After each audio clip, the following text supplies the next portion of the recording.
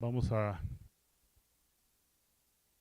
pedir a las personalidades que nos van a acompañar en la mesa del Presidium para que vayan subiendo a este lugar. Si se encuentra ya con nosotros la doctora Virginia González Santiago, pedimos que nos acompañe. Al doctor Luis Gerardo Esparza Hernández, si ya se encuentra, por favor que nos acompañe. La doctora Consuelo Silvia Olivia Lobato Calleros, si ya se encuentra, que nos acompañe. La doctora Enriqueta Tello, solo que alguien que pueda sustituir a nuestra querida directora Enriqueta Tello, que es la que nos está apoyando allá en el registro. Entonces, aquí ese es el gran respaldo que tenemos de personas que son de una extraordinaria carrera académica, pero eso no les quita la humildad para trabajar y colaborar en lo que sea. En este caso, apoyándonos en la mesa del registro. Entonces, pero ahora vamos a pedir que alguien la sustituya y que nos acompañe aquí a la mesa, por favor, que puedan pasar. Al doctor Benigno Rodríguez, si ya se encuentra. Su representante, la doctora Suetia, nos comparten el nombre específico, por favor, para que lo podamos anotar. Ahorita le tomo el... Pasen, por favor, acomódense. Mateo, pásele. Y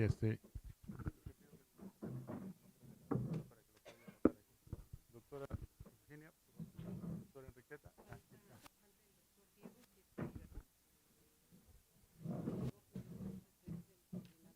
No lo...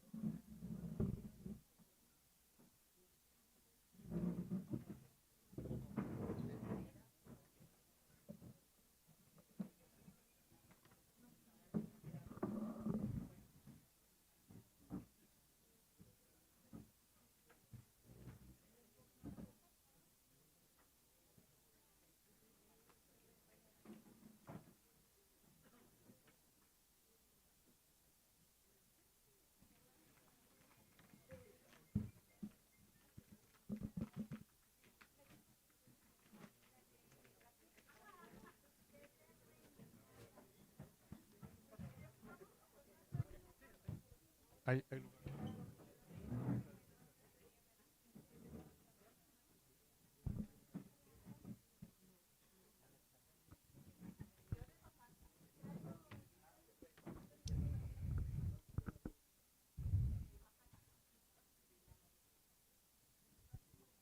Patiusi, bichene bizanaka.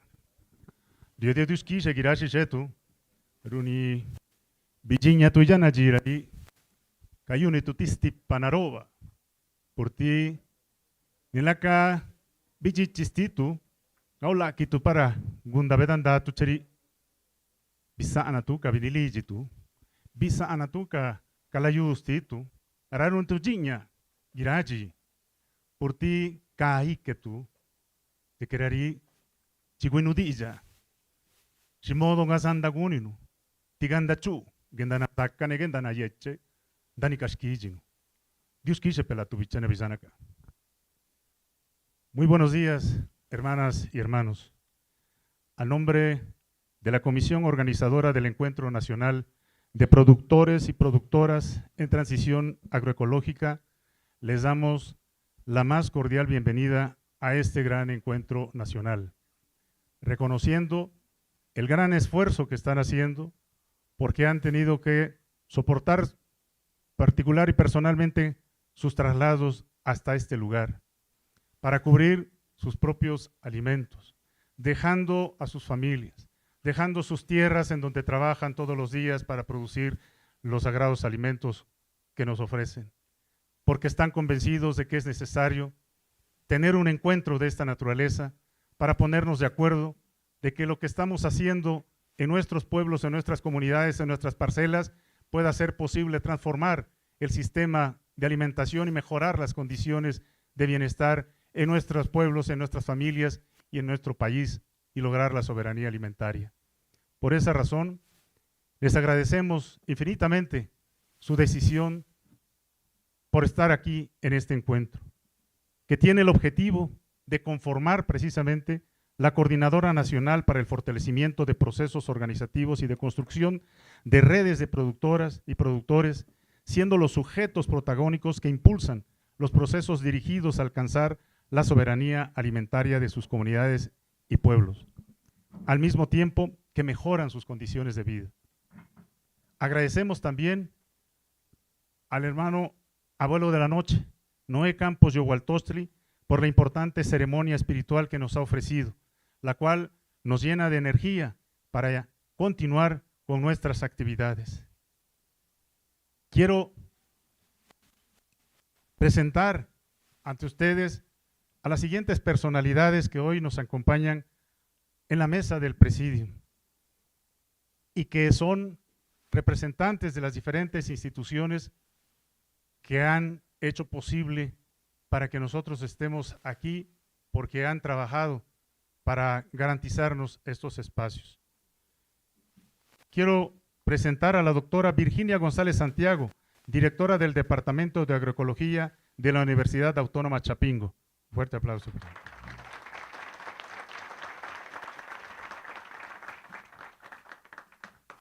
Al doctor Luis Gerardo Esparza Hernández, director del Departamento de Sociología Rural de la Universidad Autónoma Chapingo.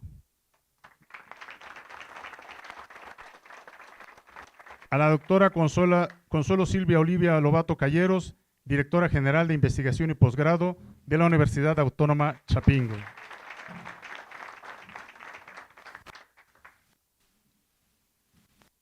A la doctora Suetia Ramírez Ramírez, del Sistema de Centros Regionales y Universitarios de la Universidad Autónoma Chapingo.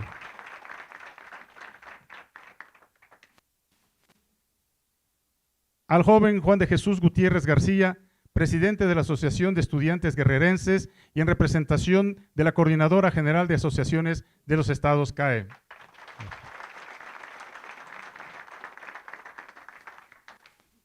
Al doctor Diego Flores Sánchez, coordinador de la Maestría de Agroecología y Sustentabilidad del Colegio de Posgraduados. Y a nuestro compañero Mateo López Flores, integrante de la Comisión Organizadora de la Coordinadora Nacional de Productores en Transición Agroecológica, quien es oriundo de aquí de Texcoco y ha estado todos los días aquí haciendo la gestión. Muchísimas gracias, estimado Mateo. Presentamos también a la doctora Enriqueta Tello García, coordinadora del posgrado de Desarrollo Rural del Colegio de Posgraduados. Muchas gracias a todas y todas las personalidades que nos acompañan el día de hoy. Pido ahora a nuestra hermana María Martina Vázquez para que me acompañe en esta siguiente fase de las actividades.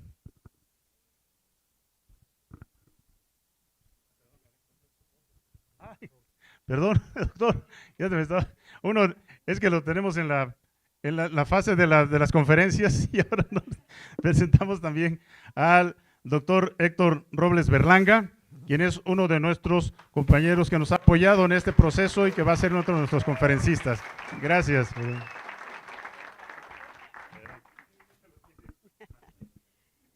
Buenos días, compañeros. Pues nada más para agradecer. En primer lugar, queremos agradecer a la Universidad Autónoma de Chapingo por el apoyo que nos ha brindado para poder llevar a cabo nuestro encuentro. No podría ser de otra manera, ya que esta máxima casa de estudios siempre se ha dado a la tarea de apoyar a la agricultura y a las actividades que se realizan a lo largo y ancho del país, generando los conocimientos y la tecnología necesarios para que puedan producir y vivir mejor los campesinos. Por esta razón, le agradecemos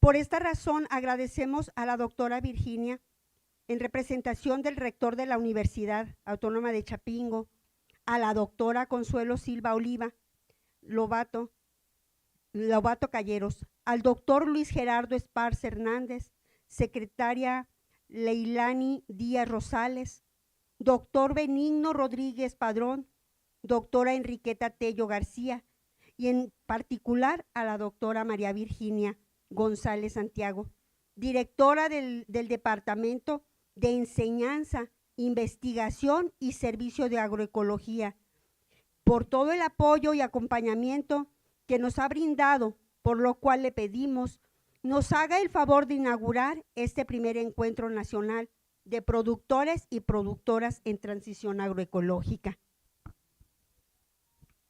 Adelante, doctora Virginia.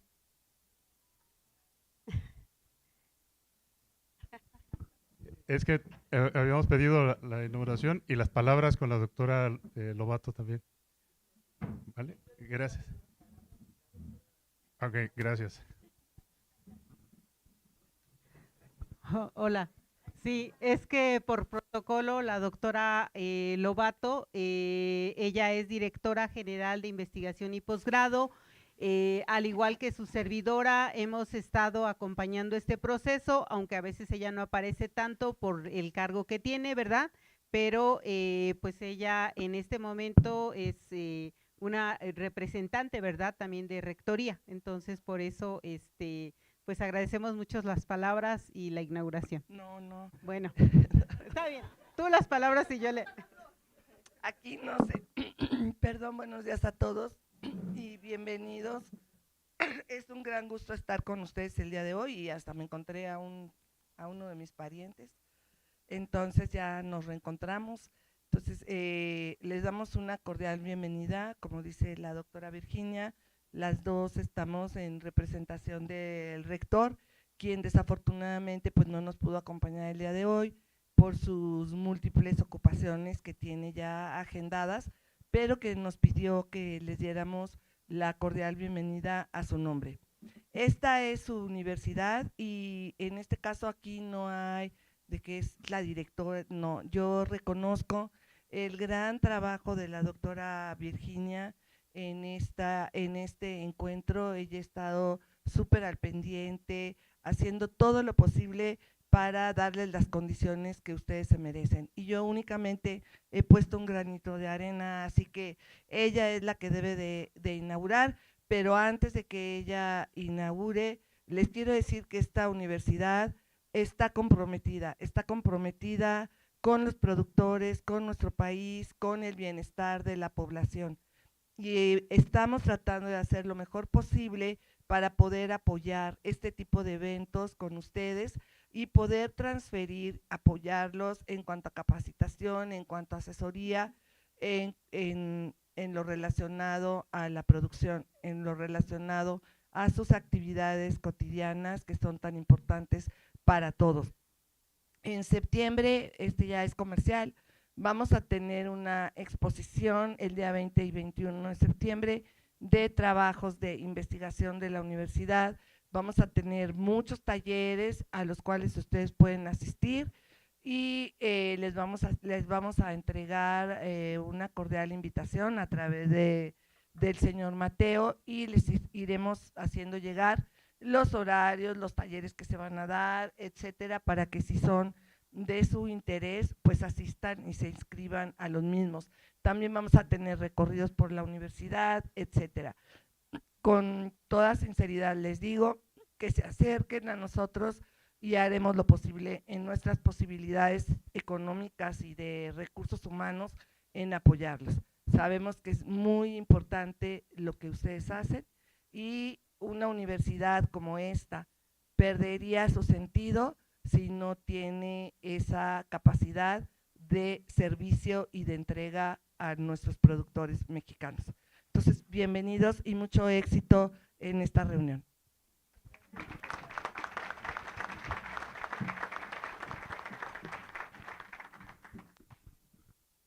Adelante, doctora.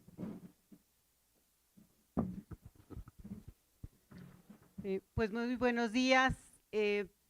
Muy contenta de estar con ustedes. Finalmente llegaron las fechas, ¿verdad?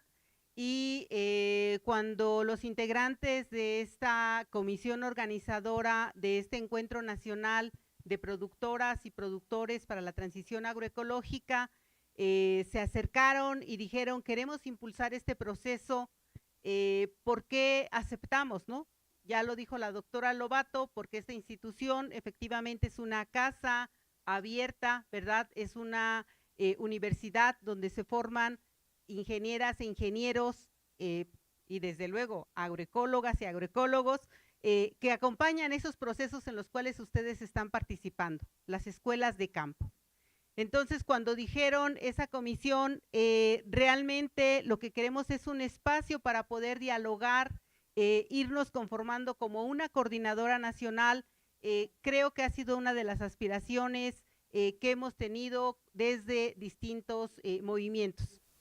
Entonces, es un gusto recibirles y en función de eso agradezco la deferencia de la doctora Lobato para hacer la inauguración de este evento que esperamos muchos aprendizajes. Ustedes, veo algunos técnicos aquí que han acompañado las escuelas de campo, muchos de ustedes son parte de esas escuelas de campo, entonces da mucho gusto que vengan a este espacio a poder integrarse como una coordinadora nacional. Es necesaria esa voz de las productoras, de los productores, de campesinas y campesinos para poder echar a andar una serie de procesos que consoliden la soberanía alimentaria. Entonces, sin más, deseamos muchos aprendizajes y hasta el día de mañana estaremos trabajando. Sean bienvenidos y les solicito ponerse de pie para formalmente hacer la inauguración.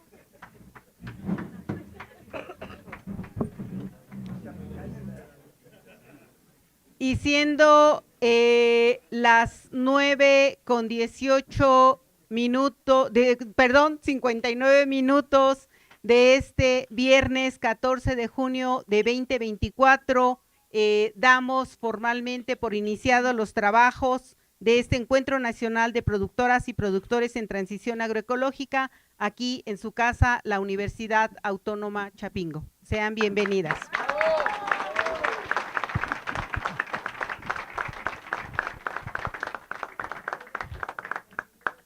Pues le damos las gracias a la doctora Olivia Lobardo Cañeros y a la doctora Virginia. Tienen ustedes.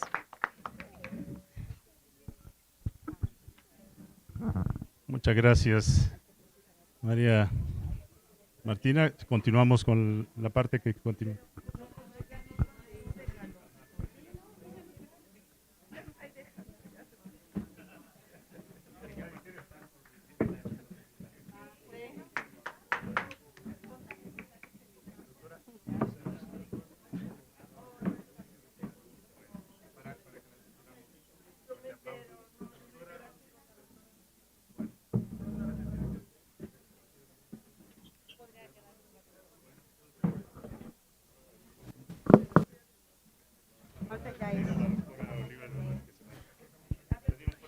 Sí, un fuerte aplauso para la doctora Olivia, que por motivos de trabajo se retira y nos deja.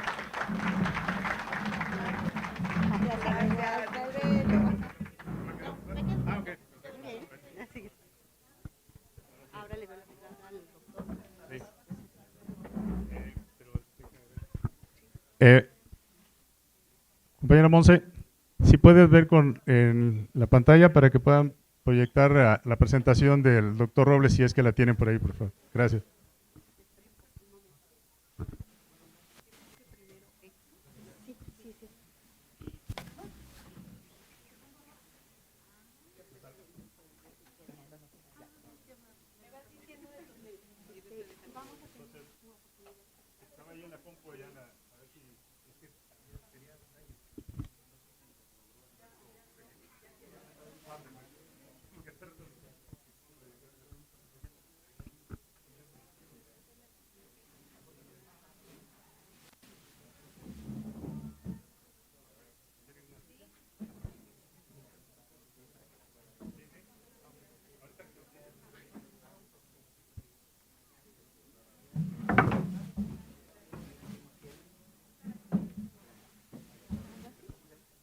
Muy bien. Agradeciendo las palabras de inauguración de la doctora María Virginia González y de la doctora Olivia Lobardo, a continuación pasaremos el bloque de conferencias magisteriales, por lo cual le damos la palabra a nuestro entrañable doctor Héctor Robles Berlanga.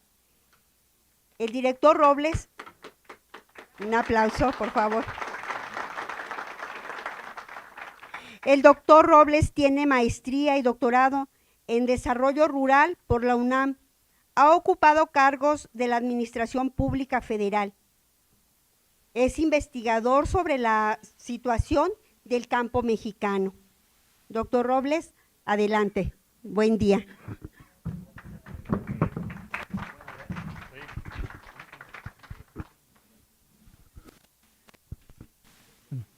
Buenos días a todos, ¿no?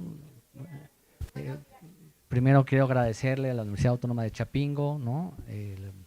Nos haya invitado también a ser parte de este evento y poder estar aquí con ustedes, ¿no? Y compartir a la Coordinadora Nacional de Productores, ¿no?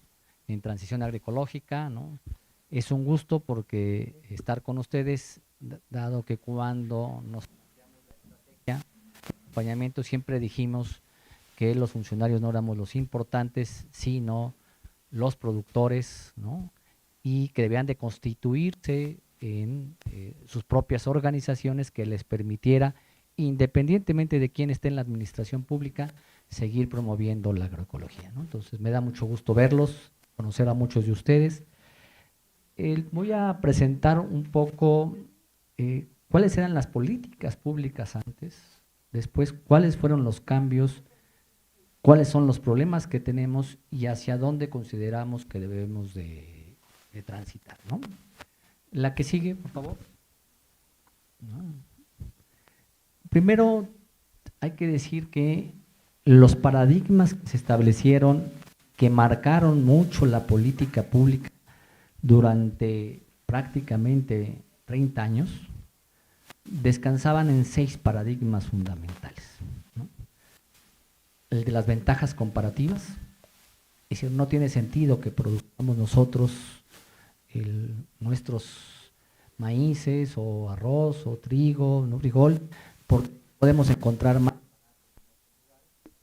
¿no? Y ese era uno de los planteamientos. El segundo, que era necesario, que sobraban muchos productores o muchos campesinos en el campo y que lo que necesitábamos hacer es hacer economías de escalas y la mecanización, esto que se conoce como la tractorización del campo mexicano, ¿no? Es decir, promover una agricultura de cierto tipo, ¿no?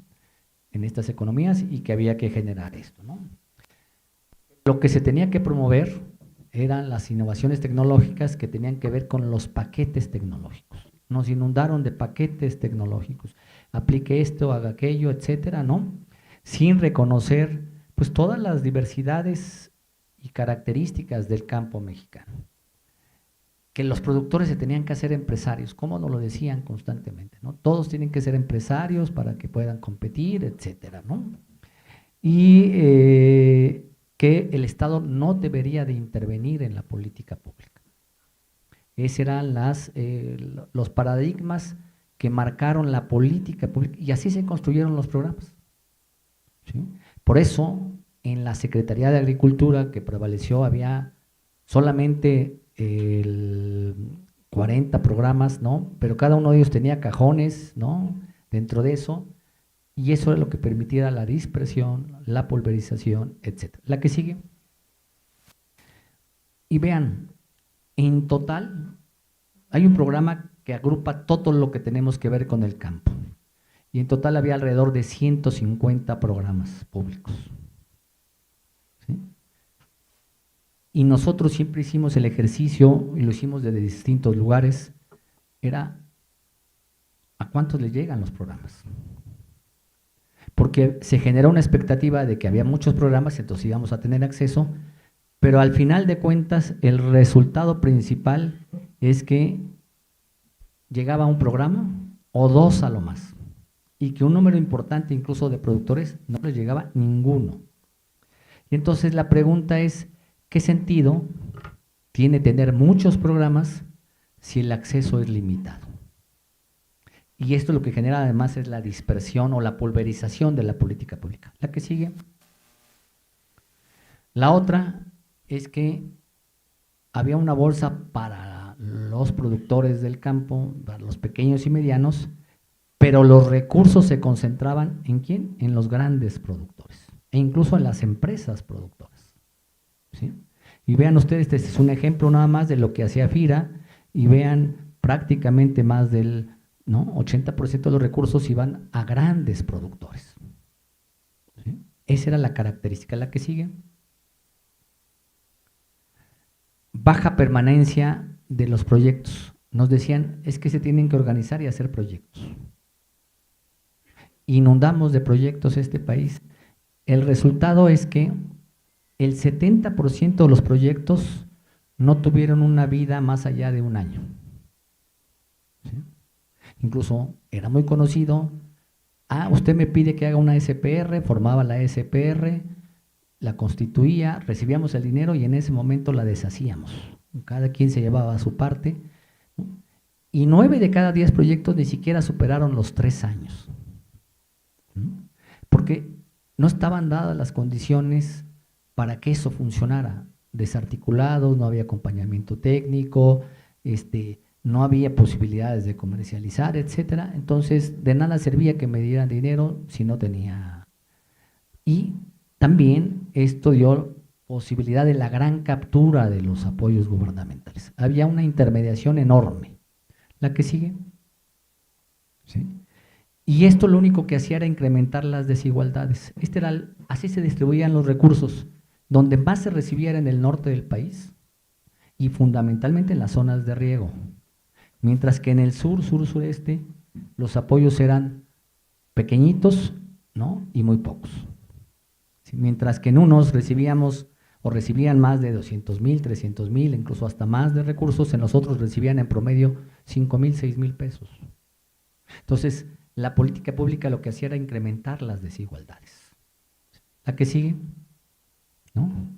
Y no estaba concentrado en bienes públicos, sino en bienes individuales. Yo te doy el dinero a ti, y etcétera, y no hago nada alrededor para generar bienes públicos. La que sigue. Y las famosas reglas de operación, ¿no?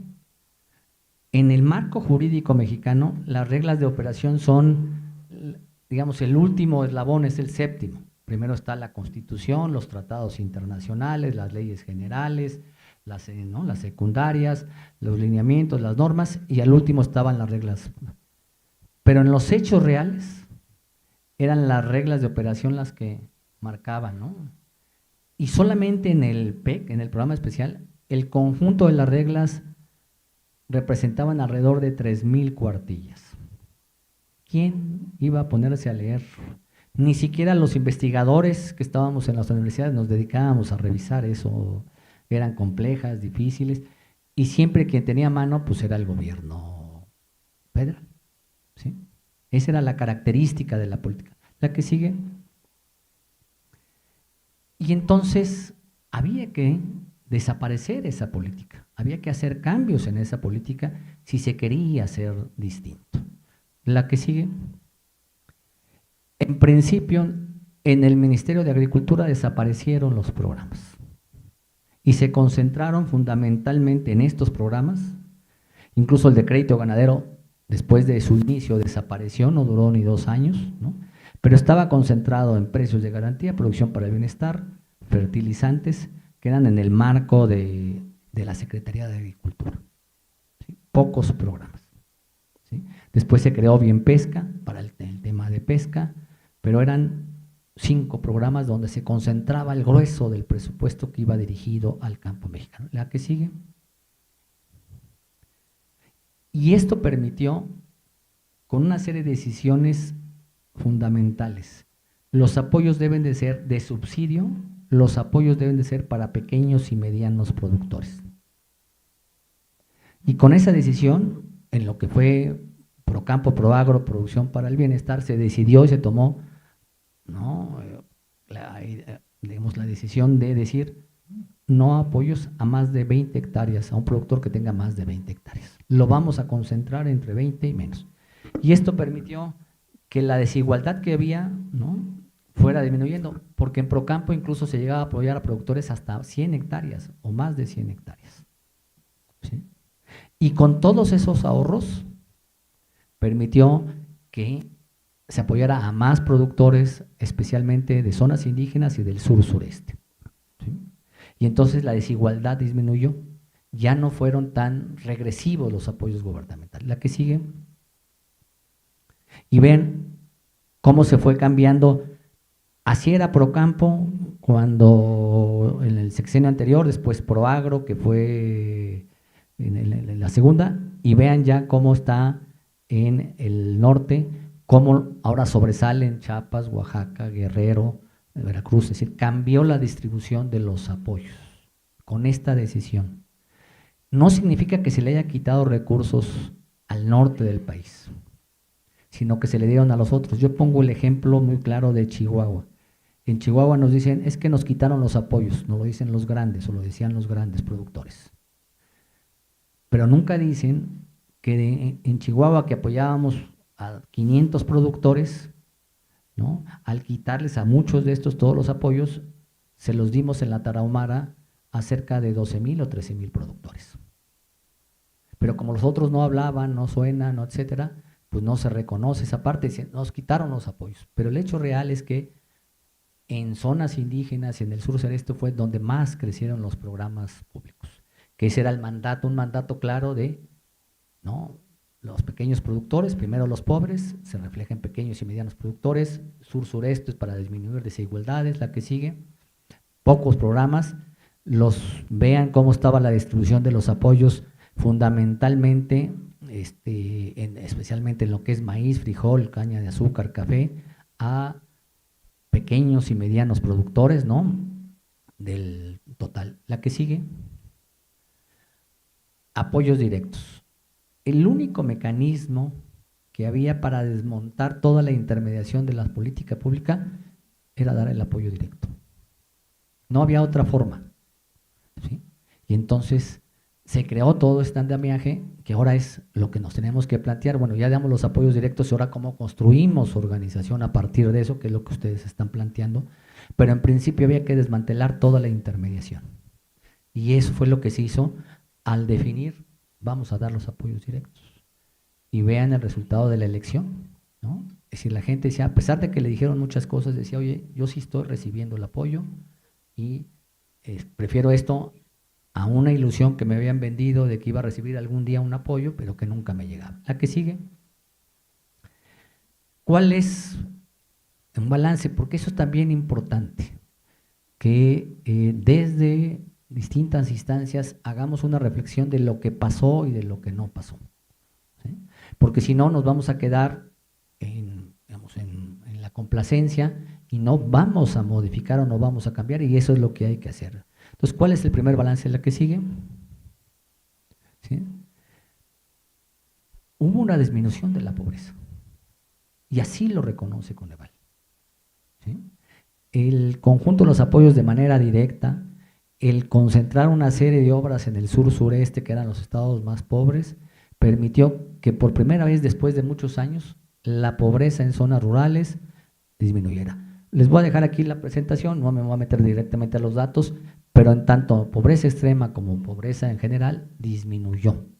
Y ese es un buen resultado, porque en otros gobiernos hubo mucho más dinero en algunos años y nunca se había alcanzado este objetivo. La que sigue, ¿no? Nos habían dicho que al quitarle los apoyos a los grandes iba a caer la producción de alimentos y la producción. Y vean, la balanza se mantuvo, ¿no? No se perdió, seguimos siendo un país ahora superavitario en términos de, ¿no?, la producción nacional. Y entonces decimos, ¿por qué le quitamos a los grandes, a los medianos, este tipo de subsidios? Es porque ellos están ligados a los mercados internacionales y ahí reciben los beneficios. Y no tendríamos por qué estar subsidiando, sino a quien hay que subsidiar es a quien lo necesita para que salga de esa condición, y como lo vimos en la lámina anterior, salieron de la pobreza. La que sigue, ¿no? Vean cómo está la producción, cómo fue creciendo la producción de alimentos, ¿no?, en todos los sectores, y eso es importante, ¿no?, que no nos dijeron o nos amenazaron que se iba a venir el mundo al revés, y no sucedió eso. La que sigue. Vean nada más una discusión, y ustedes la van a tener, eso respecto al maíz. Nos dicen es que estamos trayendo maíz ¿no? Lo que no nos dicen es que primero el maíz blanco somos autosuficientes.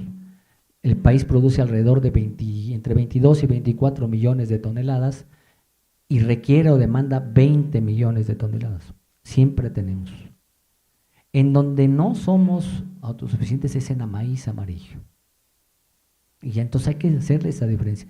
Y el problema del maíz amarillo tiene que ver con el tema de la ganadería. Vean nada más cómo pasaron en estos del 90 al 22 los porcinos de 10.5 millones a 16.5 millones, aves de 232 a 531 millones, y los bovinos prácticamente se mantuvieron igual, pero los dos primeros grupos demandan mucho maíz amarillo.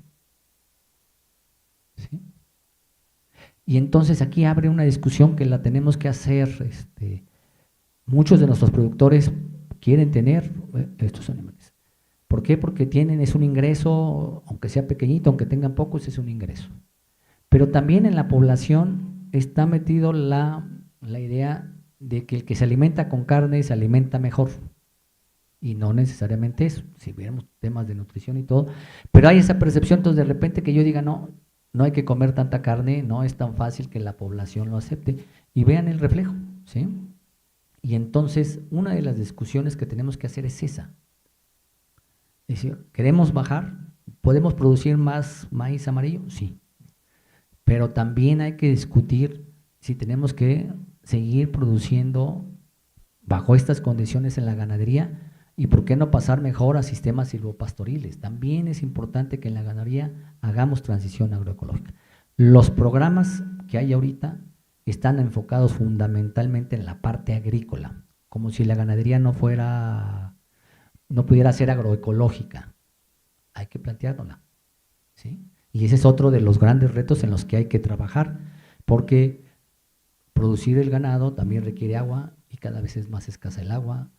Está muy asociada a la deforestación de los recursos que tenemos, entonces tenemos que revisar eso.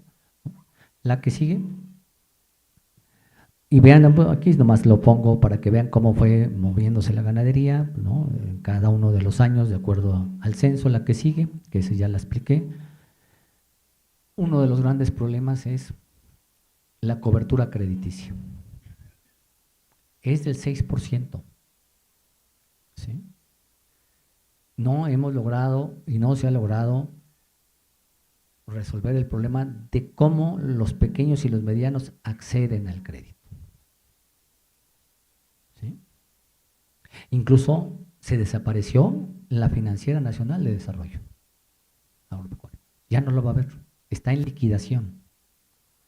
Y está en liquidación porque el presidente le planteó, tienes que apoyar a pequeños y medianos productores, y durante 4 años no lo hizo. Y en lugar de tener buenos números, fue perdiendo y empezó a tener números rojos, ¿no? Y entonces dijo, ni le dan a los pequeños ni a los medianos, y cada vez su cartera vencida crece más, pues no tiene sentido mantener una institución que no está respondiendo. Entonces, ¿cómo le hacemos? Porque no es fácil de que la cobertura crediticia crezca, pero además que sea accesible. Ahorita la tasa de interés ha de estar como entre 20 y 22%. Pues nadie quiere, al menos de un productor pequeño y mediano, tener acceso a ese crédito porque no lo paga. Entonces, ¿cómo le hacemos? Ese es el gran secreto, que es uno de los temas que ustedes tienen que discutir, porque al final de cuentas tenemos menos acceso al crédito que incluso que lo que teníamos en 1990. Este es un saldo desfavorable, ¿no?, que hay que resolver. ¿La que sigue? ¿No?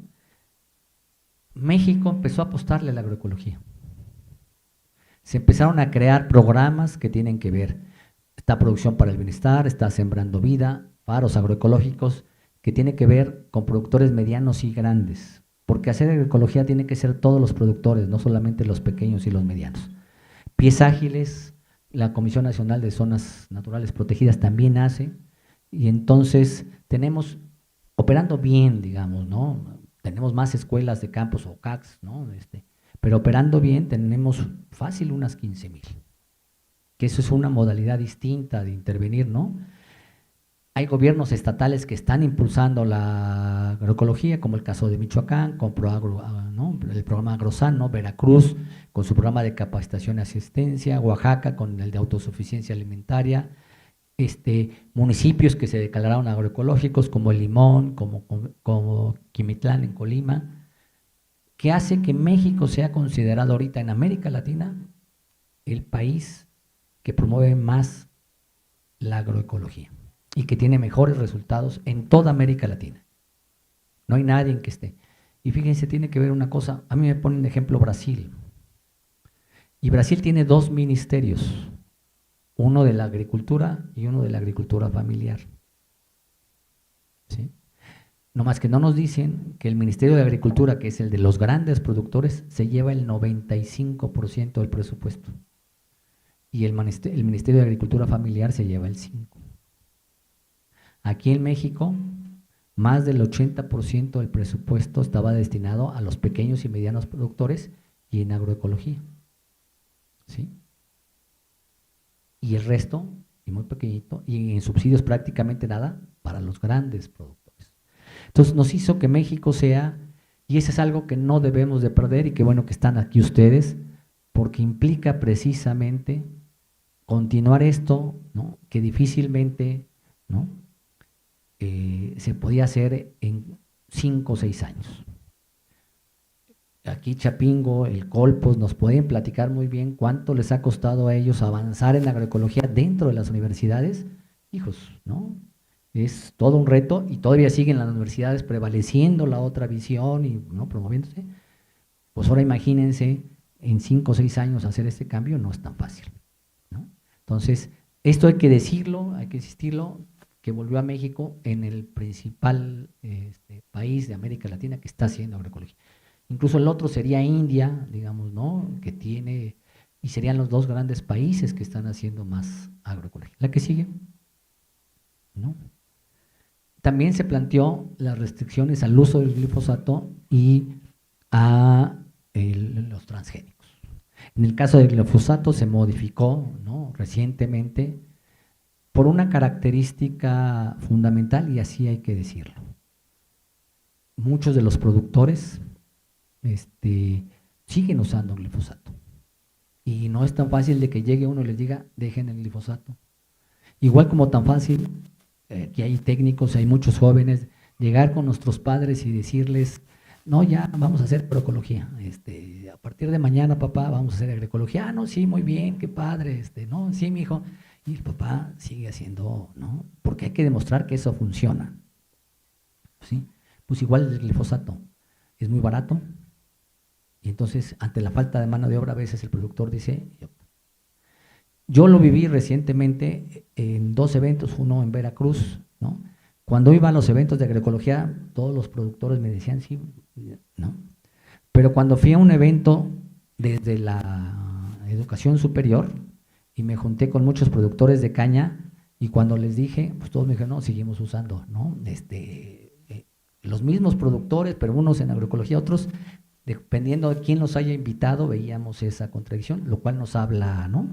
Y lo de maíces se mantiene, ¿no? Y se va a mantener, es decir, Claudia ha hecho el compromiso de que la prohibición a los maíces transgénicos va a seguir y lo que está planteando es, y qué bueno que estamos aquí en una universidad también, porque es el gran reto de que las universidades generen soluciones disponibles a los productores, no solamente soluciones porque ya hay muchas, sino que sean disponibles a un precio adecuado. La que sigue. También están los impulsos a los planes de justicia, ¿no? El yaqui, el de los huicholes, el de Texcoco, que aquí lo tienen, ¿no? El de Temacapulín, que son en zonas rurales y hubo una inversión, ¿no? Por ejemplo, en los yaquis tienen ya su universidad, ahí en su territorio. Se acercaron las universidades ahí y eso da. Entonces, si empezamos a ver, no solamente eran los programas de apoyo, sino con otras acciones de gobierno, se llevaron recursos a zonas que tradicionalmente no los recibían. La que sigue. Y no es cierto que se dejó de apoyar a los grandes productores. No, se les siguió apoyando. La diferencia es que no fue con subsidios, fue con la política de sanidad y inocuidad que se mantuvo, ¿sí? Y ellos que exportan era muy importante mantener eso. El caso de la tarifa 9 que hay que revisar, especialmente el tema del agua, que es un tema toral, y ahí son alrededor de 15,000 millones de pesos en subsidio, no en derrama económica porque no se le da el dinero, sino en descuento en la tarifa al productor, ¿no? Especialmente al de bombeo, y entonces, y el decreto donde se exentó el pago de aranceles de importación y se facilitaron acciones administrativas. Es decir, se les apoyó a los grandes con otras medidas de política pública y eso hay que decirlo porque a veces no se dice, ¿no? La que sigue. Y lo que sí hay que decir, y hace recientemente en un evento con interculturales en Michoacán, les pregunté, el apoyo fundamental viene del gobierno federal. ¿Qué están haciendo las entidades federativas? Ustedes pueden ver, todas las secretarías estatales, las 32, invierten menos o casi lo mismo que lo que invierte solamente un programa de gobierno federal. 16,883 millones en el último contra 16,252. No más que esos 16,000 de producción para el bienestar o los 38,000 de Sembrando Vida son apoyos directos.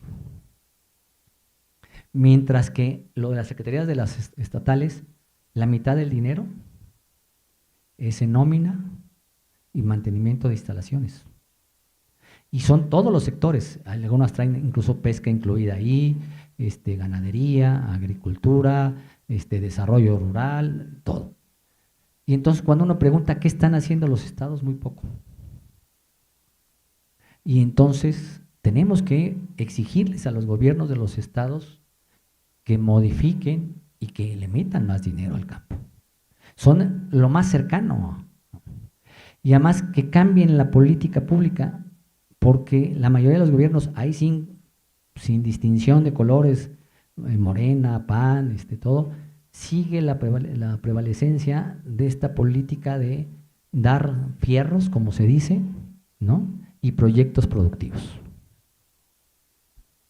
Incluso yo estuve en Zacatecas en uno de los eventos donde se ofrecieron, y cuando les ofrecieron fierros se hizo la fila enorme, ¿no? Como si eso fuera, ¿no? Y al final de cuentas, después de mucho tiempo, les llegó a los de siempre, a los mismos, y realmente a muy pocos. Entonces, en los gobiernos estatales no hemos logrado cambiar la política. Ese es un gran reto de todos los que estamos aquí, de pedirles a nuestros gobiernos locales que modifiquen su política pública y que inviertan más. Porque si no, descansa solamente en el gobierno federal la política pública. ¿La que sigue? ¿No? ¿Dónde estamos ahorita? ¿Sí? Que nos permita ir delineando lo que debiéramos de plantear al próximo gobierno, que ya ha dado algunas directrices, ¿no? Pero ¿dónde estamos? La que sigue, ¿sí? Seguimos siendo un país de pequeños y medianos productores. 9 de cada 10 productores, ¿no? Son fundamentalmente menores de 20 hectáreas, ¿sí? Se ubican en la cadena productiva en la primera etapa, ¿sí? ¿No? Hacen combinación tanto de semillas nativas como híbridas, ¿no? Y hay todavía un alto uso de agroquímicos. Como lo veíamos, no tienen acceso a servicios financieros. Si bien hay asistencia técnica, pues no alcanzamos a llegar todos. La estrategia de andar en 200,000, Sembrando Vida de andar en unos 200,000 a 300,000, aunque su padrón es de 400,000, pero realmente estamos hablando, y los gobiernos de los estados, nosotros le calculamos unos 100,000 entre todos, con técnicos permanentes, que ese es el cambio, ¿sí? Y somos más de 5 millones de productores, ¿no? Todavía no usan las tecnologías, ¿no? Son de edad avanzada, ¿sí? 60 años, ¿sí? Y con baja escolaridad. Eso es lo que tenemos, este es el último registro que tenemos, que es del 2022, ¿no? Y les voy a poner un ejemplo en el término de la edad avanzada. Yo hace 30 años escribí un texto, más o menos, y hablé del envejecimiento de los propietarios de la tierra, y había que hacer el relevo generacional. ¿Sí? Está publicado esto, ¿no? Y tengo 30 años diciendo lo mismo todavía, ¿no? Y hasta digo, ya hasta pena me da, ¿no? Porque no hemos logrado influir para cómo hacer ese cambio. ¿Sí? El problema es que la edad de los productores, en el primer registro que tenemos, ¿no? Que fue de Reyes Osorio, en un trabajo que hicieron en los 70s, es de alrededor de 47, 46 años. Y ahorita, en el registro que tenemos, son alrededor de 59 o 60 años ya el promedio. Es decir, en lugar de rejuvenecer, nos envejecimos como todos los que estamos aquí, muchos de nosotros, ¿no? Y al final de cuentas, si no hacemos eso, va a ser muy difícil modificar, ¿sí? Porque es natural, ¿no?, que las decisiones que tomemos cuando somos grandes sean decisiones más conservadoras o más, digo, no le arriesgo porque ya no tengo forma de recuperar. Tengo que tomar una decisión. Y en cambio, si lográramos hacer ese cambio, los jóvenes están más dispuestos a arriesgar, a poner la tecnología, tienen más acceso, pero ese sería el planteamiento, nomás lo pongo como ejemplo. La que sigue. ¿Qué es lo que reportaron como sus problemas principales? El alto costo de los insumos, la pérdida por factores climáticos o biológicos, y ahorita la sequía, ¿no? El efecto de la pandemia, la pérdida de la fertilidad de suelos, y por primera vez se registra como uno de los principales problemas la inseguridad. Hace poco estuve en un evento donde productores de hortícolas y frutícolas decían: no hay productor de hortícola o frutícola que no esté dando renta. Y segundo, nuestra actividad es de proximidad, es decir, o estamos en el terreno o no estamos. Y en muchos territorios es difícil estar, ¿no? Ya no podemos. Entonces, ese fue un reflejo, ahí está, es un tema que hay que resolver. La que sigue. El reconocer solamente cuáles son todos los aportes del sector primario, porque a veces nos disminuyen, entonces, pues ustedes nomás aportan en la base 3 a 4% del Producto Interno, entonces, pues ¿para qué les doy más recursos? ¿No? Pero no le incorporan todos los otros valores que son, y ya en el compuesto es alrededor del 7, el 8%. Pero son alrededor del 25% de la población, entonces, esto es lo que tenemos, ¿no? y no ha crecido mucho más. La que sigue. También definir qué es lo rural, porque nos disminuyen, porque no reconocen todo lo que es rural. Se considera lo rural hasta 2.500 habitantes, son 23 millones, 24, bueno, 23 a 25 millones. Pero si consideramos el intervalo hasta 15,000, nos vamos casi a 40 millones. Ya sería un número mucho más importante. ¿Y cuántos de aquí no me podrían decir que viven ya en localidades mucho mayores de 2.500 habitantes? Incluso viven mucho en las cabeceras ya de los municipios, ¿no? Pero su actividad central está en el campo. Incluso en Sinaloa, ¿no? Pues la actividad está fundamentalmente en el campo, aunque viven en Los Mochis, ¿no? En Mazatlán, etcétera, en estos lugares, ¿no? Entonces hay que reconocer que lo rural, porque en esto nos va a permitir demandar, ¿no?, más recursos para este sector. La que sigue. Vean el paquete tecnológico, ¿no?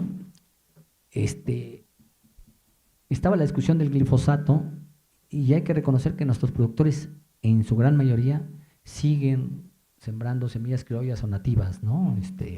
El censo las identifica como criollas, ¿no? Pero es contra un 20 que usa mejorada, de 11.6 certificada y solamente genéticamente modificada 2, ¿no? Solamente la mitad de los productores utilizan fertilizantes y un 28.3 ya usa abonos naturales, pero hay otros que no usan nada, que ese es también un problema, ¿no?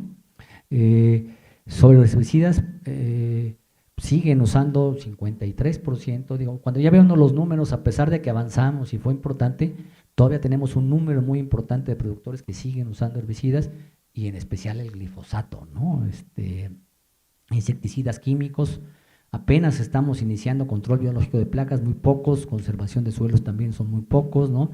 Y fíjense la asistencia técnica que reconocieron los productores, 6.7, digamos que el censo estuvo un poco mal, que es el doble, es el 13% o el 15%, ¿no? Quiere decir que nuestros productores no tienen esa cercanía de un técnico que los esté acompañando.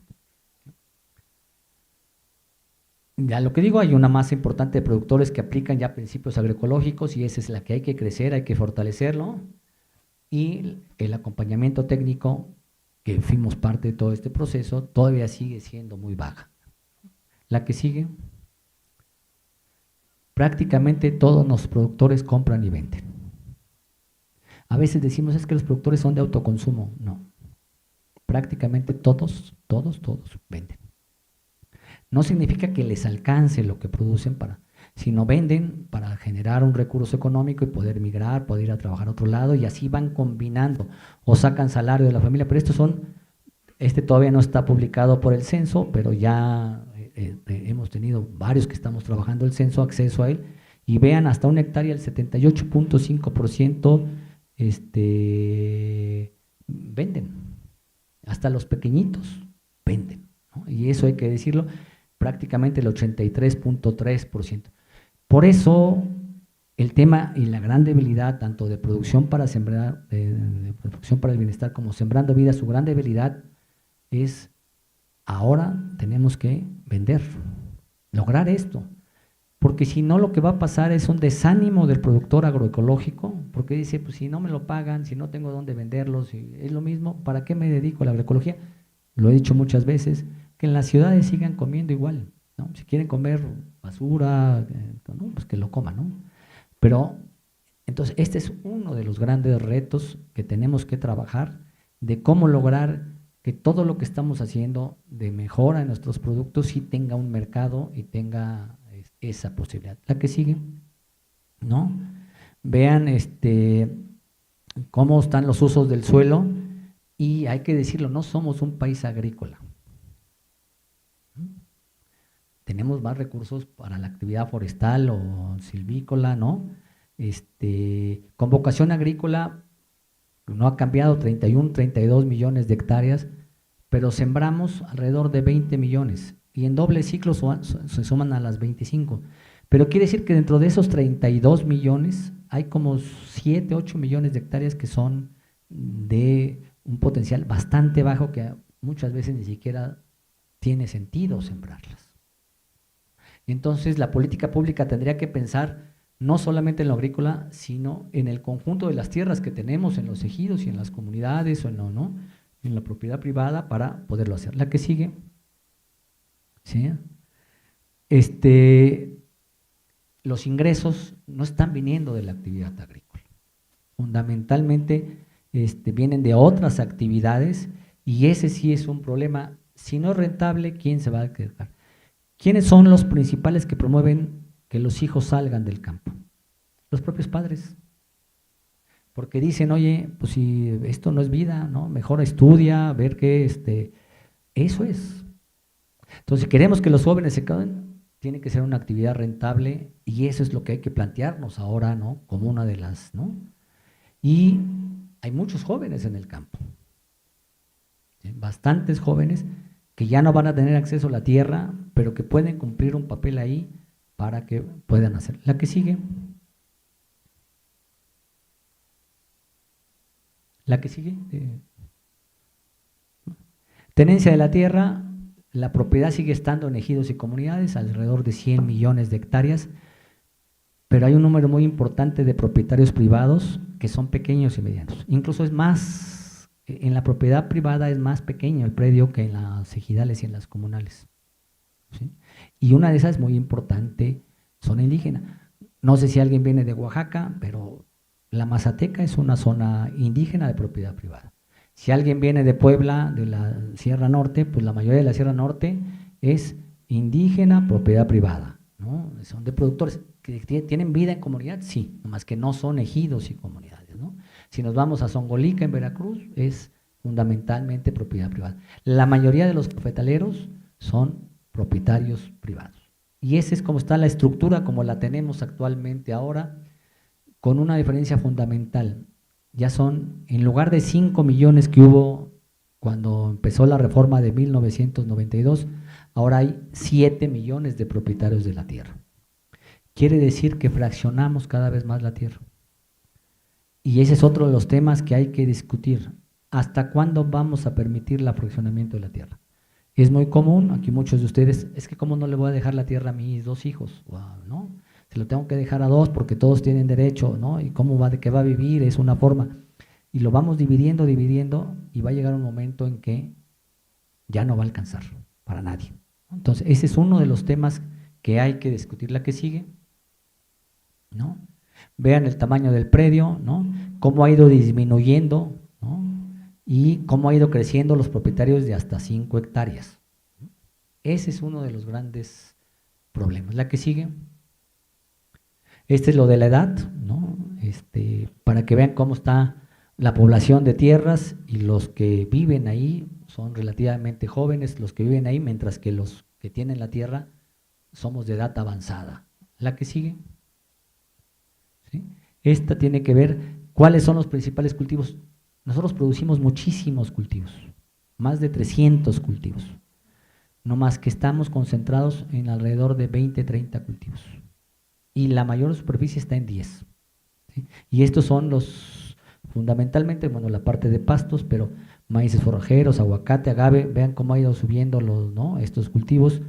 Este es el cambio que se dio respecto al 60, al 90, ¿no?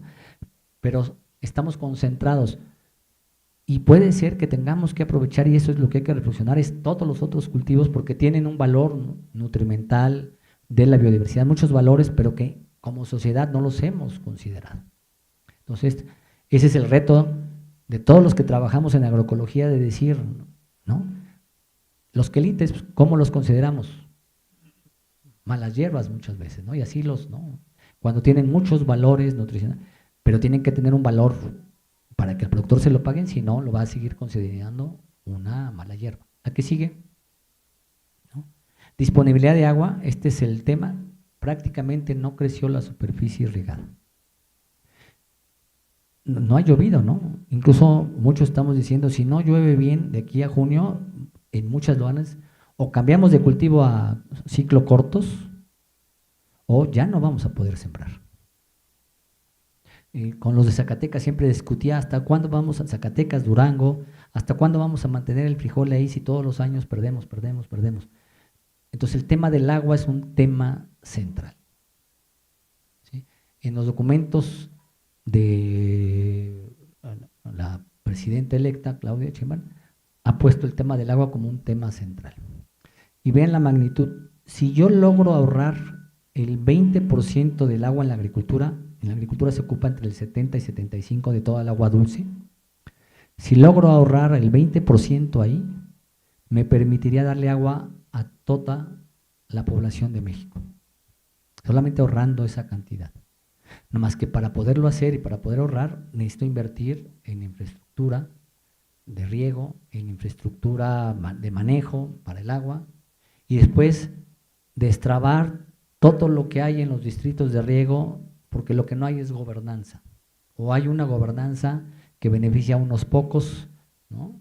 Y entonces esos cambios hay que hacer. Ese es uno de los temas también y es un tema toral. Nosotros hemos dicho, a este gobierno nuevo le va a tocar, primero, si no llueve, los productores van a decir, oye, no sembré, necesitamos que nos den apoyos para otras cosas. Y segundo, si no se llenan las presas, Sinaloa, Tamaulipas, Sonora, no van a poder sembrar la superficie que tienen sembrada o que está provista, y entonces vamos a tener menos producto. Y eso ya le toca resolverlo al nuevo gobierno. Lo va a tener en octubre, noviembre, diciembre, esa problemática se le va a presentar si siguen las condiciones como están. Entonces, vean, el tema del agua es un tema central. Ubaldo me venía platicando, venía el primo ¿no? que resultaron primos ahora con la de doctorado, ¿no? Nos hablan de muchas de las biofábricas que no tienen agua para hacer los bioinsumos. Entonces, ¿qué sirve promover bioinsumos si no tenemos agua? ¿No? Entonces, así están la que sigue. Aquí están los datos que ya se los dije, pero nomás para que vean, no se ha incrementado en los últimos 50 años,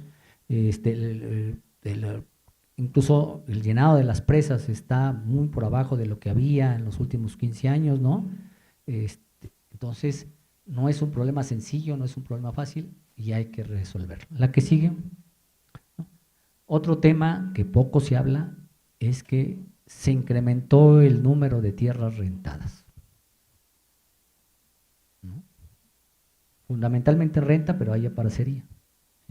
Y claro, muchos productores dicen, mire, yo ya estoy grande, la agricultura no deja, aunque sea con la renta obtengo algo, se la dejo a alguien y que él sufra, que si llueve, que si no llueve yo, y en algunos casos hasta me contratan en mi parcela.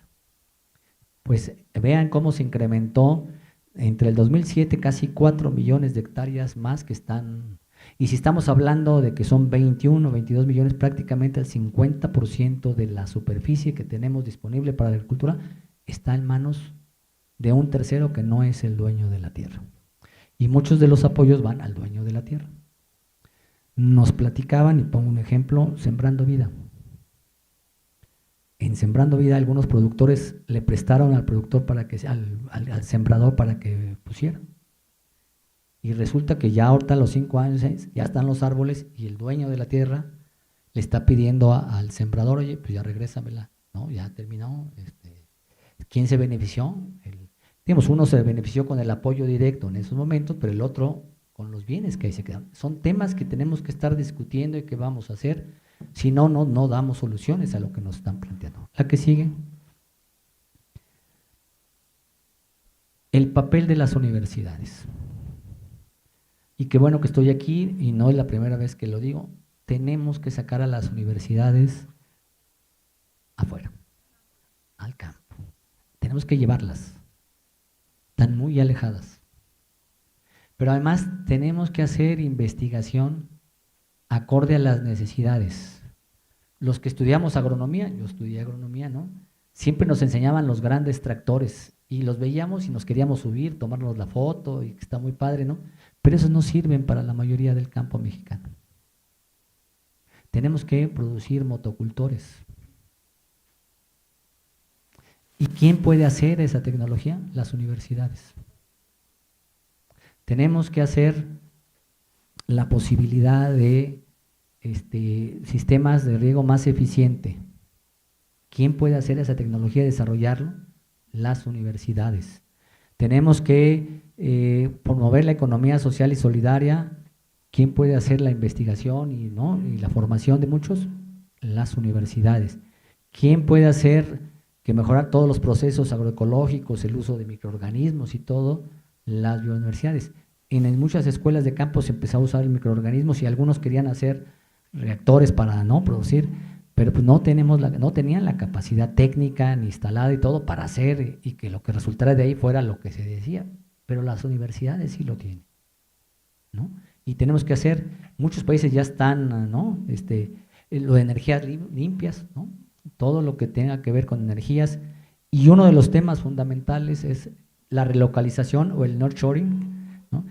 Porque muchas empresas están diciendo, oye, yo no necesito este tipo de técnico, necesito lo de los chips, por ejemplo, ¿sí? Y necesito jóvenes. Y las universidades tienen que formarlos. Si no, porque es una necesidad de todos nuestros socios comerciales de Estados Unidos y Canadá, y lo que tiene que ver con el manejo de la nube, que es otro de los temas, necesitamos gente que ya no trabaje aquí, sino trabaje en la nube y diseñe y todo, pues tienen que ser las universidades. ¿La que sigue? ¿No? ¿No?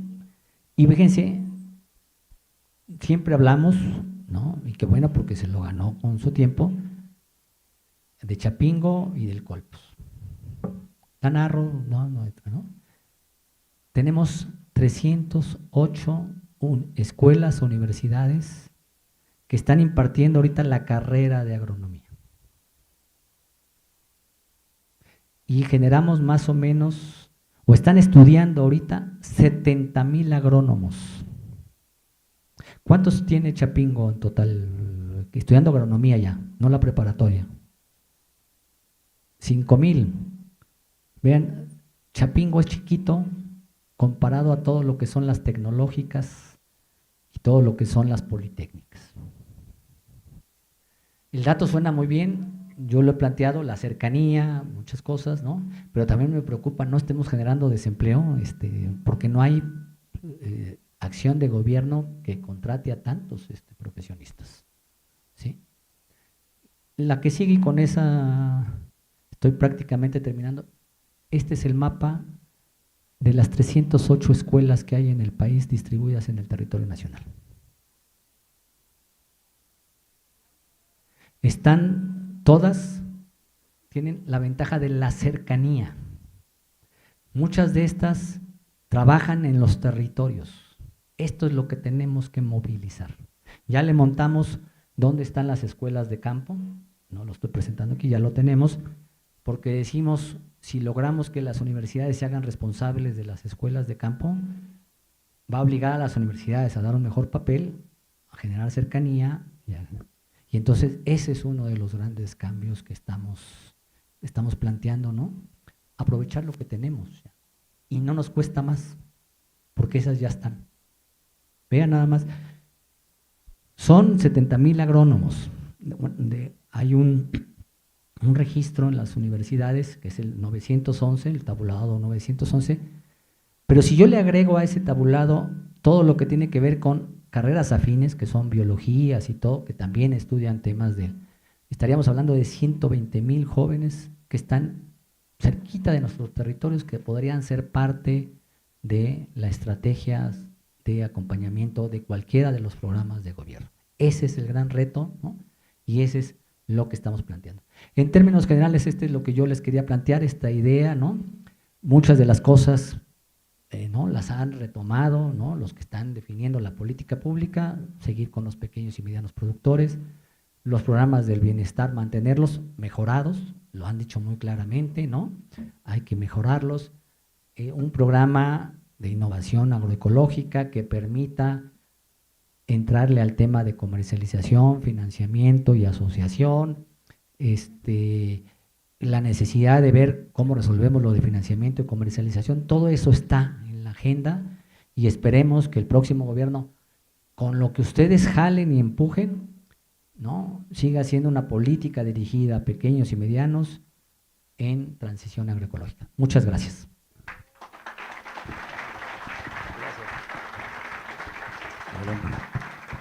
Agradecemos la extraordinaria conferencia que nos ha dictado el doctor Héctor Robles Berlanga y deseamos que estos planteamientos, efectivamente, más los que surjan de este gran encuentro, sean elementos para considerar en las políticas públicas en materia de agricultura y alimentación del próximo gobierno federal que encabezará nuestra compañera la doctora Claudia Sheinbaum Pardo, presidenta de la República electa, y que sea así también, junto con las y los productores. Así deben de considerarse. Muchísimas gracias, doctor. Continuando con el programa. Un gran aplauso ahí al pedir al doctor. Continuamos con el programa y tenemos ahora las importantes reflexiones que nos compartirá en conferencia la doctora María Virginia González Santiago. La doctora González es directora del Departamento de Enseñanza, Investigación y Servicio de Agroecología. La doctora González es ingeniera agrícola, maestra en desarrollo rural, doctora en antropología, investigadora de etnoagriculturas, procesos de apropiación e innovaciones agroecológicas, promotora de comunidades de aprendizaje interculturales y de escuelas campesinas. Actualmente es directora del Departamento de Agroecología de la Universidad Autónoma Chapingo. Adelante, doctora. Bueno, está acompañada también por la doctora Enriqueta. Adelante. Sí, muchas gracias. Invité a la doctora Enriqueta, varios de los que estamos aquí, el doctor Diego Flores Sánchez, el doctor Emilio Navarro, la doctora María Antonia Pérez Olvera. También somos del movimiento agroecológico para América Latina, que hemos impulsado desde hace muchos años la agroecología. Pero la invité un minuto para que nos pueda hacer un ejercicio y nos podamos reactivar, porque sabemos que es muy complicado, muy pesado, ¿no? Haber viajado toda la noche y estar sentados, ¿no? Entonces, porque les quiero pedir 10 minutos de su atención del mensaje que les quiero compartir. Adelante. Bueno, pues muchas gracias, doctora, muchas gracias. Yo les voy a invitar a que dejen a un ladito sus cosas. No, vamos a hacer ahora lo contrario. Sabemos que muchas y muchos de ustedes han viajado durante la noche, ha sido un proceso pues cansado, difícil, y entonces ahora vamos a hacer al revés, ahora vamos a descansar. Pero para que descansemos necesito que dejen sus cosas a un lado, pónganlas sobre el piso. Lo único que sí les voy a pedir es de que se sienten con la espalda recta. Siéntense así, solo con la espalda recta, tomen la posición que está para conectarnos. Lo que vamos a hacer es un pequeño ejercicio de respiración y les voy a pedir que cierren sus ojitos. Entonces sí vamos a tomar este descansito, cierren sus ojos. Les voy a pedir que inhalen por la nariz, inhalamos, exhalamos, nuevamente inhalamos y exhalamos. Y en este momento de descanso, de relajación, darnos permiso de estar tomando un momento de dejar todo lo que dejamos en casa, las preocupaciones, y de regalarnos sin nada que hacer, nada que pensar, nada que sentir, solamente recordar que estamos en este plano solo para tomar un momento. Inhalamos. Descansamos y vamos a hacerlo por 2 minutitos.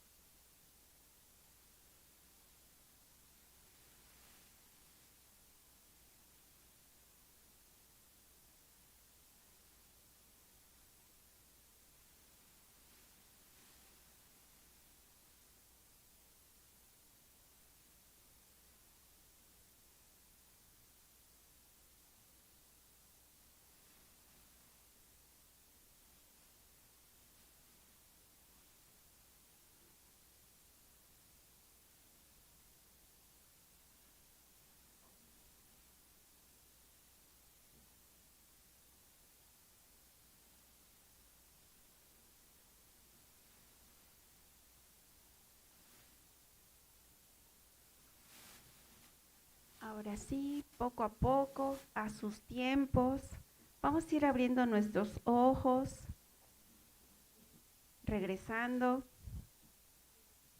Y ahora sí les voy a pedir que se pongan de pie.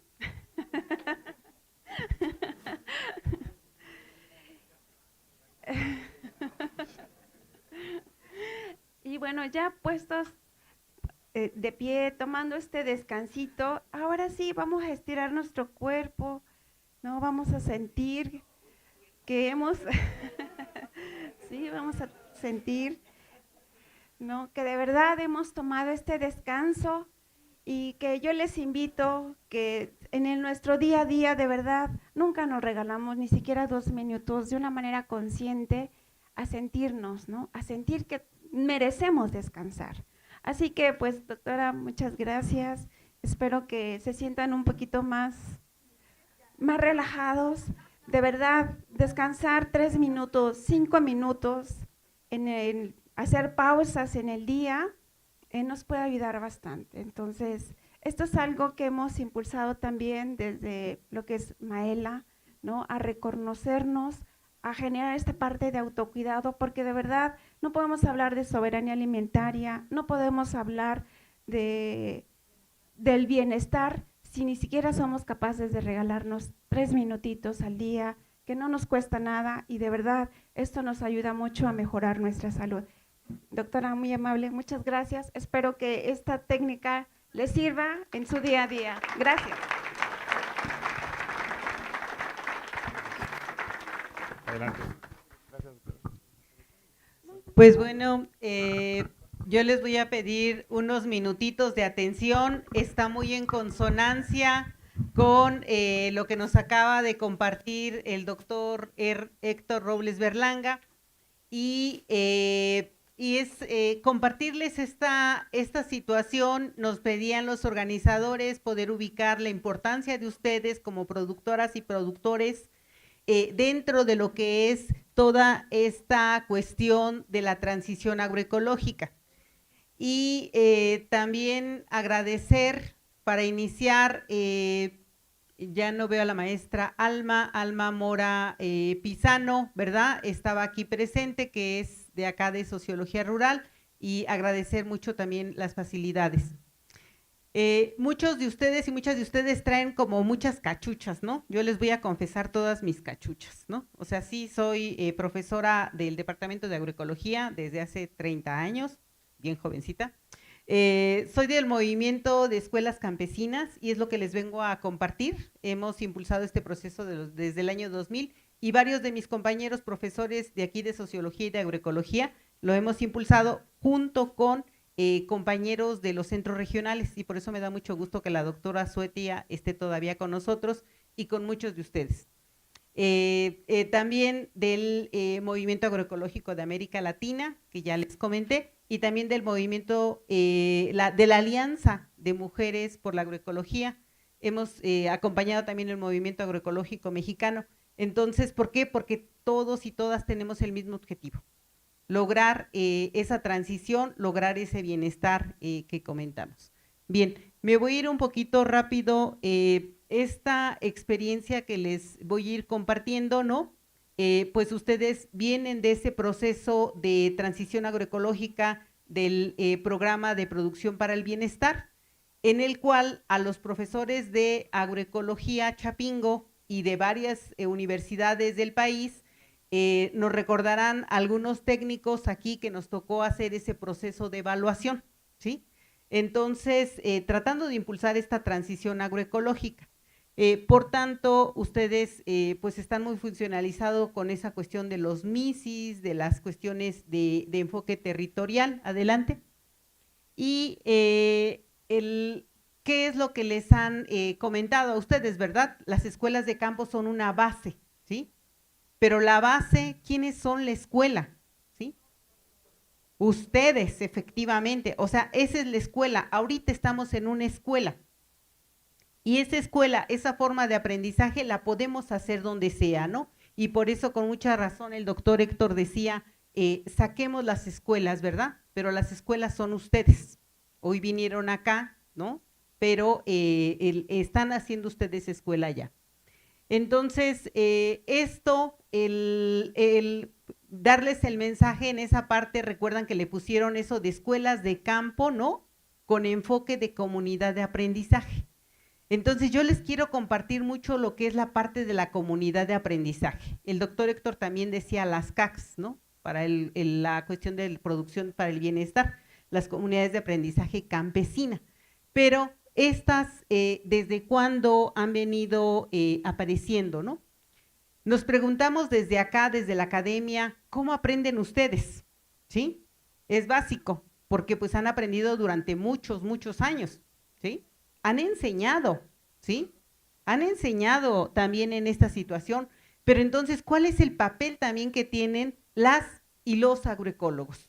Veía por aquí a Weimar, veo a varios de los estudiantes que están formando en agroecología, ¿no? ¿Cuál es su papel? ¿Sí? Que ir a enseñar, ir a aprender, compartir, ¿no? Entonces, ¿cómo propiciar esos aprendizajes? Y ustedes han aprendido que se aprende en la práctica. Y por tanto, poder señalar esta cuestión también de la innovación. Les comentaba que a pesar de los gobiernos van, gobiernos vienen, programas van, programas vienen, ¿no?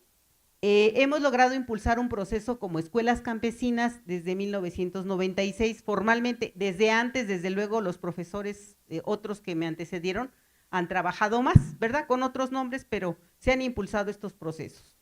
Bien, sin embargo, me quiero detener aquí porque resulta, ¿no?, que ustedes, bien lo decía el doctor Héctor, la Universidad al Campo, ustedes son parte de una universidad de la vida. Antes de que existiéramos los agroecólogos, de que existiéramos las universidades, nuestros abuelos, abuelas, ¿no? Ya practicaban una agricultura. ¿Desde cuándo, no? Porque si no la humanidad no hubiera vivido. Dicen, ¿no?, que 10,000 años. Pues tuvieron que aprender qué comer, ¿no? Ahí están esos recursos naturales desde que el hombre, la humanidad es humanidad. Esos quelites, esos hongos silvestres, pues aprendieron a aprovechar todo, ¿sí? Aprendieron a hacer milpa. Entonces, esto lo hicieron, ¿no?, experimentando. Ustedes también experimentan, innovan. Dicen, voy a probar en un surco, en la orilla, aquí, allá, a veces en una maceta. Ustedes son esas personas que han innovado, que han experimentado por más de 10,000 años. Somos herederos de esa tradición. Entonces, esto es fundamental porque tenemos que recuperar, tenemos que revalorar esa situación que han caminado ustedes y que por tanto, fíjense, la ciencia, como la conocemos hoy, solamente tiene 400 años. ¿Cuántos son 400 contra 10,000, no? ¿Sí? Entonces, por eso hablamos de una universidad y escuela de la vida y para la vida, ¿sí? Entonces, claro, vienen las misiones culturales al principio del siglo pasado, nuestras escuelas campesinas en los años 70, ¿no? Y así, varias formas que se han hablado. En las escuelas de campo, ¿no?, las formas de trabajar, de aprender haciendo, les han recalcado mucho de que se tiene que experimentar, se tiene que aprender haciendo, ¿no? Se tiene que, a veces aprendemos del error cuando nos equivocamos y por eso es importante también compartir los errores. A veces aprendemos más de esos errores que de los aciertos, ¿no? Colaborando, compartiendo, no siempre se da, ¿verdad? ¿Cómo nos funcionó mejor un biol? Le echamos cáscara de plátano, ¿no? ¿Quién te dice, no, hazle así, ¿no? El suero no es asá. Así sea quien sea un doctor, sea una doctora, pero en el campo hay mejoras a estas innovaciones y eso es bien importante. Entonces, poder ubicar, ¿no?, que no solamente nos han hablado de la educación formal, ahí estamos nosotros aquí de estas universidades, pero muchas de ustedes han tomado muchos cursos, muchas capacitaciones, le llaman no formal. Lo que pasa es que muy formativa, ¿no?, es esta universidad y escuela de la vida. Entonces, hay que tomar en cuenta esa situación y saber que desafortunadamente el que se gradúa de esa escuela es porque ya se fue al otro lado, ¿verdad? Nos decía don Tito, ¿no? Allá en Huatusco, dice, para ser un buen cafeticultor, nada más se necesitan 100 lecciones, solamente 100. Y cada lección se aprende cada año.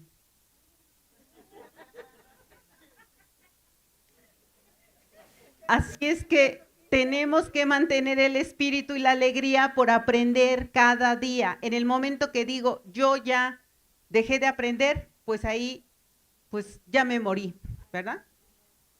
¿Sí? Entonces, ustedes son efecto de esa resistencia, de ese tipo de aprendizaje.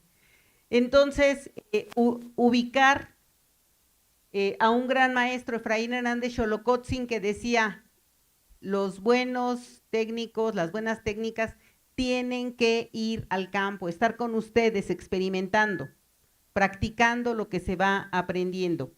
Y entonces ubicar que dicen, lo que oigo, lo olvido, ¿verdad? Pero lo que hago, lo recuerdo, ¿verdad? ¿Sí? Y si lo practico y lo practico, ¿no? Lo voy aprendiendo en la práctica. Entonces, por ello es muy importante ubicar esta situación, la que sigue. Decimos, en las escuelas de campo es fundamental que aprender a pescar o dar pescados. Y esta cuestión de las escuelas de campo es un nombre, ¿sí? Yo les decía, yo vengo del movimiento de escuelas campesinas, porque valoramos mucho el saber de campesinos y campesinas. Y las escuelas de campo es un nombre que se trae de Asia, ¿no? Desde los años 80. Y por tanto tenemos que aprender y que podemos hacer escuela en cualquier lado, ¿no? Pero un aspecto bien importante, si no tenemos voluntad, pues así brinquemos, saltemos y todo, no vamos a aprender, ¿no? ¿Sí? Tenemos que tener voluntad de aprender, ese es el reto más grande. Pero hoy en día nos reclaman, dicen, ya le enseñaste a pescar, ya aprendió a pescar, pero no es suficiente, es importante conservar, ¿no? Por decir, conservar los recursos naturales también. Y pues podemos aprender mirando a las otras personas que lo hagan bien. ¿Cuántos de ustedes, levanten la mano, aprenden viendo, imitando a otra persona? Bien. Porque resulta que a veces a nuestra edad, y ya me incluyo ahí yo, con canas y toda la cosa, ¿verdad? Nos da pena preguntar, porque pues, ¿qué van a decir? Mira, la doctora preguntando, ¿verdad? Y viene de Chapingo, ¿no? Entonces, tenemos que observar, y también hay muchas formas de aprender, además de preguntando, aprender haciéndolo junto con las nuevas generaciones, ¿no? Y esta cuestión que nos señalan en estos dos libros, ¿no? De campesino a campesino, diríamos de campesina a campesina, ¿no? Es bien importante esos aprendizajes, porque hay una forma más directa de comunicarnos. Pero también ubicar que hay cosas que aprendemos más fácilmente las mujeres, hay otras que aprenden más fácil los hombres, ¿sí? Y entonces tenemos que reconocer ese saber de mujeres y de hombres. Y ahí les invito a ver un videíto, ¿no? Se llama Tejiendo Saberes, acá en la academia le llamamos transdisciplina, ¿no? Ahí ya saben que en YouTube, ¿no? Esta cuestión de Tejiendo Saberes, y entonces ahí narra el encuentro de campesinos que se organizaron y fueron unos a visitar a otros de una región, de Guerrero fueron a la Huasteca Potosina, y de cómo entre ellos se fueron, diríamos, compartiendo sus saberes.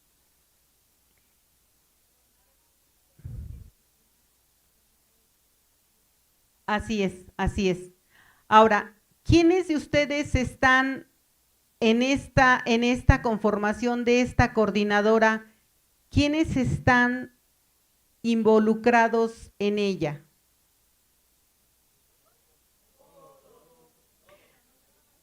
¿Quiénes están comprometidos?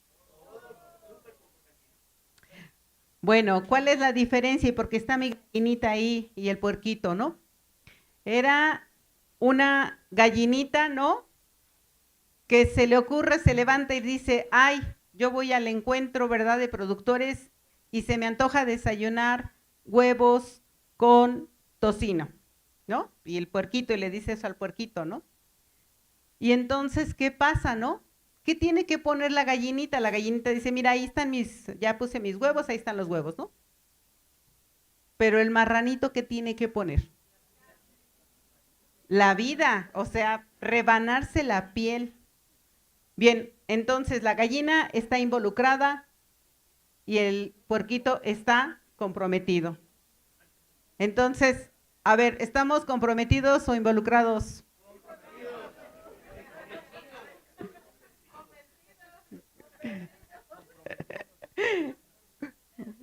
Muy bien, pues entonces, no, ¿verdad? A ver, ¿estamos comprometidos o no estamos comprometidos?